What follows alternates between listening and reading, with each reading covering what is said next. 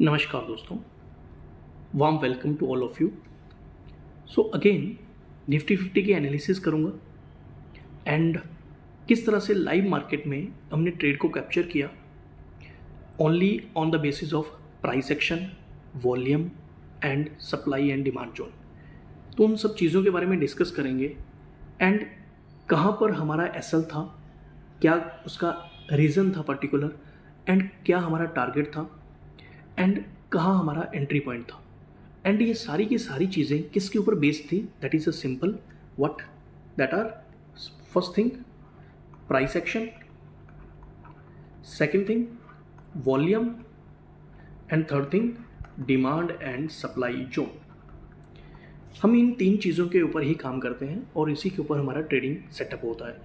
And to be honest, जिसको भी trading सीखनी है, स्पेशली इन ऑप्शन बाइंग और option selling and particularly retailers के लिए मैं बात कर रहा हूँ, वो price action, volume, demand and supply zone पे अगर कमांड कर लेते हैं तो उनके लिए ट्रेडिंग बहुत ज़्यादा इजी होने वाली है। Neither indicator nor tricks, pattern, what ever you have, कोई काम नहीं करने वाला। आपको सिर्फ और सिर्फ तीन चीज़ें पता होनी चाहिए: price action, volume, supply and demand zone. So don't waste time, let's move on our topic, that is Nifty 50 की एनालिसिस करेंगे। कहाँ पे हमें ट्रेड मिला, किस पॉइंट पे मिला एंड हमने कैसे उसको कैप्चर किया। ओके, सो आज हमारे पास दो ट्रेड थे और बहुत बढ़िया ट्रेड थे, जिसमें हमें एक 1:2 का रिस्क टू रिवॉर्ड मिला और एक ट्रेड में हमें 1:4 का रिस्क टू रिवॉर्ड मिला। एंड ओवरऑल मोमेंटम हमारे साथ अगर है तभी ये तीन चीज़ें भी काम करती हैं। So let's discuss. First thing, अगर आप देखोगे तो मार्केट ओपन होता है एंड देन फॉल होता है। सिंपल सी चीज़ है कि एक ओपनिंग पोजीशन मिलती है एंड वहाँ से sharp falling down side market में देखने को मिलती है निफ्टी 50 में। एंड क्या प्रॉब्लम थी, क्यों हुआ? Simple reason, global sentiment. Okay, last day Iran and America के बीच में फिर से कुछ नॉन नेगोशिएशन वाला कमेंट्स वहाँ पे मिलते हैं, जिसकी वजह से मार्केट में आज इस तरह के सेंटीमेंट थे। Whatever, but as a trader, being a trader, आपको ये देखना है कि आपको किस पॉइंट पे अपॉर्चुनिटी मिल रही है। ओके, सो हमने क्या किया, मार्केट को ऑब्जर्व किया अप टू 12 बजे तक। ठीक है, 12 बजे तक हमारे पास कोई अपॉर्चुनिटी नहीं थी, कोई प्राइस एक्शन ऐसा बिहेव नहीं कर रहा था कि हम ट्रेड प्लान करें। बट यहाँ पे 12 बजते ही हमें एक अपॉर्चुनिटी दिखी। एंड यहाँ पे एडिशनल एक चीज़ और मैं ऐड करता हूँ, लास्ट डे भी 12 बजे ही मार्केट ने बाउंस बैक दिया था। सो इन सब चीज़ों को कंसिडर करने के बाद जब मैंने मार्केट को एनालाइज किया, तब मैंने एक यहाँ पे ट्रेड प्लान किया और एक रिस्क टू रिवॉर्ड बनाने की कोशिश की। तो इसमें अगर आप देखोगे ध्यान से तो एक मोमेंटम अपर साइड बिल्ड होते हुए आपको दिखेगा। ठीक है, यहाँ से एक बड़ी कैंडल बनती है जिसमें बायर्स काफ़ी एग्रेसिवली बाइंग करते हैं, देन एक धीरे धीरे अपर साइड में मोमेंटम बनते हुए दिखता है। अब ये मोमेंटम यहाँ भी था, मोमेंटम यहाँ भी था, बट क्या मुझे यहाँ एंट्री लेनी चाहिए थी? तो सिंपल आंसर था no, because we don't have any clue कि मुझे ऊपर साइड एंट्री लेनी है या डाउन साइड। बट मैंने सिर्फ एक रिस्क बनाया यहाँ पे, that is last day 12 PM के आसपास मार्केट ने बाउंस बैक दिखाया था। तो मैंने यहाँ पे उसी एक पॉइंट को, मोमेंटम को कैप्चर करने के लिए मैंने यहाँ पे एक एंट्री प्लान की। लेट मी शो यू कि मैंने कितना रिस्क टू रिवॉर्ड यहाँ पे प्लान किया था। दैट इज़ सिंपल, मैंने इस कैंडल पे बाइंग की थी और इस कैंडल पे एक लो पोजीशन अपनी बनाई थी और 1:2 का मैंने टारगेट रखा था। बट बेसिकली 1:2 का टारगेट मुझे 2 कैंडल्स में ही मिल चुका था। मैं 10 मिनट के अंदर अंदर मैंने 1:2 का टारगेट अराउंड 2.81 पॉइंट्स। अगर मैं यहाँ पे आपको कॉल का चार्ट दिखाता हूँ, let me show you, this is 300। Okay, so you can see, अगर मैं 300 कॉल का चार्ट आपको दिखाऊँ, नाउ यू कैन सी कितनी मूवमेंट मुझे यहाँ पे मिलती है। मैंने इस कैंडल पे एंट्री ली थी और मेरा एसएल जो था, दिस इज एसएल, 14 रुपीज़ का मेरा एसएल था। एंड मोमेंटम के अकॉर्डिंग मेरा ट्रेड काफ़ी लंबा था वैसे तो, बट मैंने 1:2 का टारगेट एक प्लान कर रखा था। सो 1:2 का टारगेट मुझे मिल रहा था up to this level. Okay, मैंने 2 कैंडल्स के बीच में ही 1:2 को बुक कर लिया था। So this is first trade जो हमने प्लान किया अकॉर्डिंग टू प्राइस एक्शन। अब जब हमने 1:2 बुक कर लिया तो हमें पैनिक तो करना नहीं है पहली चीज़, क्योंकि ये इतनी बड़ी कैंडल बनने के बाद हर ट्रेडर के मन में ये आता है कि मैंने अपॉर्चुनिटी मिस कर दी, बट लेट इट बी। हमने क्या किया, जैसे ही ये वापस इस लेवल से डाउन साइड आना शुरू हुआ, ठीक है, अब हमारा सिर्फ ध्यान किस तरफ था, सेकंड अपॉर्चुनिटी की तरफ। तो हमें प्राइस एक्शंस पे ही काम करना था। तो यहाँ पे बहुत अच्छे तरीके से प्राइस एक्शन ने काम किया है, वॉल्यूम ने काम किया है, सप्लाई एंड डिमांड जोन ने काम किया है। अब इस चीज़ को बहुत ध्यान से समझना।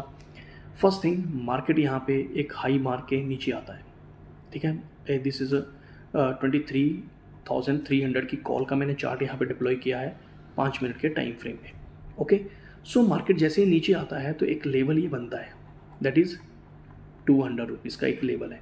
Now interestingly let me show you one thing कि यहाँ पे अगर इसको आप थोड़ा सा जूम इन करते हैं देन यू कैन सी कि यही कल वाली डिमांड जोन थी।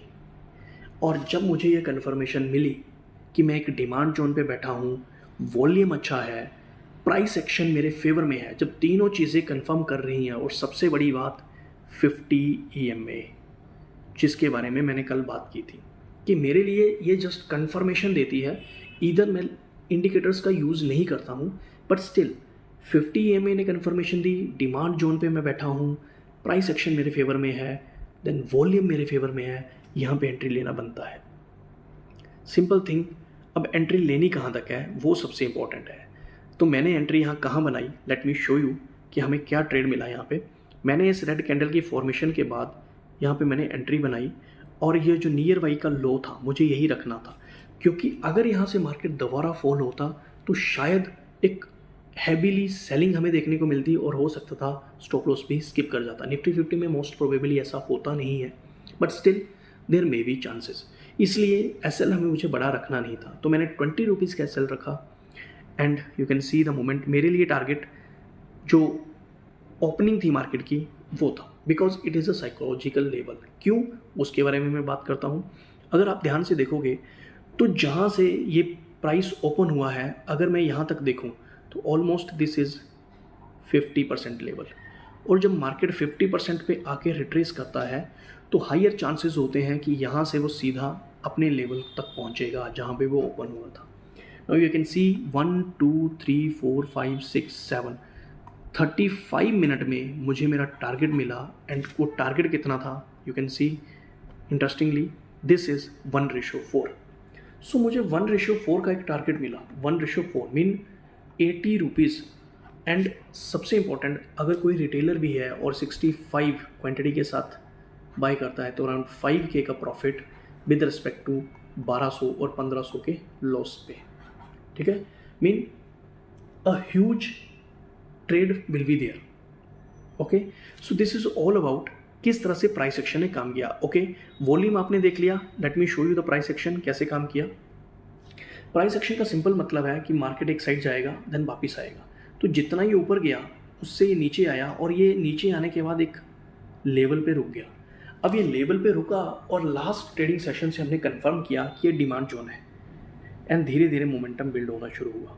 जैसे मोमेंटम बिल्ड हुआ, एक बड़ी कैंडल बनी, उसने वापस एक पुल बैक दिया, देन स्टिल यहाँ पे फिर एक डिमांड जोन, अगर हम लास्ट डे की बात करें तो वहाँ से क्रिएट हुई, एंड देन बूम। तो ये मार्केट का प्राइस एक्शन था, ठीक है। वॉल्यूम, ये इतने बड़े वॉल्यूम्स हमें दिख रहे थे, ठीक है, इतने बड़े वॉल्यूम्स हमें दिख रहे थे, वॉल्यूम हमारे फेवर में थे, प्राइस एक्शन हमारे फेवर में था, and demand zone last day वाली, लास्ट ट्रेडिंग सेशन वाली हमारे लिए काम करके गई है यहाँ पे। So this is all about the today कि किस तरह से प्राइस एक्शन ने काम किया था एंड कहाँ पे हमने एंट्री की, और हमारे एसएल बहुत फिक्स होते हैं, ठीक है। एंड सारी की सारी चीज़ें हम प्राइस एक्शन पे ही बात करते हैं, हमारे लिए इंडिकेटर ज़्यादा मायने नहीं रखते हैं। बट स्टिल अगर किसी को कुछ नहीं समझ आ रहा, वो इंडिकेटर का यूज़ कर सकता है थोड़ी कंफर्मेशन के लिए, बट काम तीन ही चीज़ों पे होने वाला है। So this is all about कि किस तरह से आज निफ्टी ने बिहेव किया, मोमेंटम कहाँ था, किस तरह से हमने मोमेंटम को कैप्चर किया।